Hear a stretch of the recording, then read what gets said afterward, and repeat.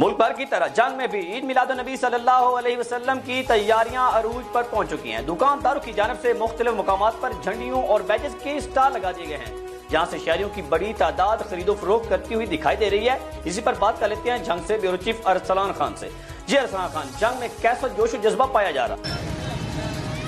جی بالکل، 12 ربیع الاول کا مہینہ شروع ہوتے ہی جنگ کے شہریوں نے بھی جو ہے عید میلاد النبی کی اپنی تیاریوں کا جو ہے سلسلہ بھی شروع کر دیا، اور شہریوں کی بہت بڑی تعداد نے جو ہے بازاروں کا رخ بھی کرنا شروع کر دیا۔ اور میں اس وقت موجود ہوں جنگ ریل بازار چوک پر، جہاں پر شہریوں کی بہت بڑی تعداد جو ہے دکانداروں کی طرف سے لگائے گئے اسٹالز پر موجود ہے۔ اگر میرا کیمرہ مین اگر آپ کو دکھا سکے تو ان اسٹالز پر جو ہے مختلف اقسام کی جو اشیاء موجود ہے، جس میں سبز پرچم اور جھنڈیاں، لائٹیں، اور اس کے علاوہ یہاں پر کیپس اور جو نلین پاک وہ بھی یہاں پر موجود ہے۔ جبکہ دوسری جانب اس موقع پر جو شہریوں کا کہنا ہے کہ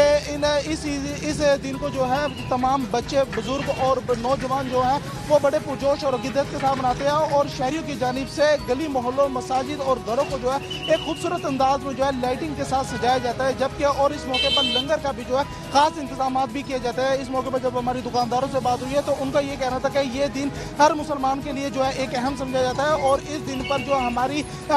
طرف سے جو لگائے گئے اسٹالز ہیں، ہم اس کی خرید و فروخت میں بھی جو ہے کافی اضافہ ہو جاتا ہے۔ جبکہ ان کا مزید بتانا تھا کہ ایک عید میلاد النبی میں ایک ہفتے بھی سے بھی جو ہے کم دن باقی رہ چکے ہیں، اور ہر گزرتے دن کے ساتھ ساتھ ان کی اشیاء کی جو ہے خرید و فروخت میں بھی ایک واضح اضافہ دیکھنے کو آ رہا ہے۔ جی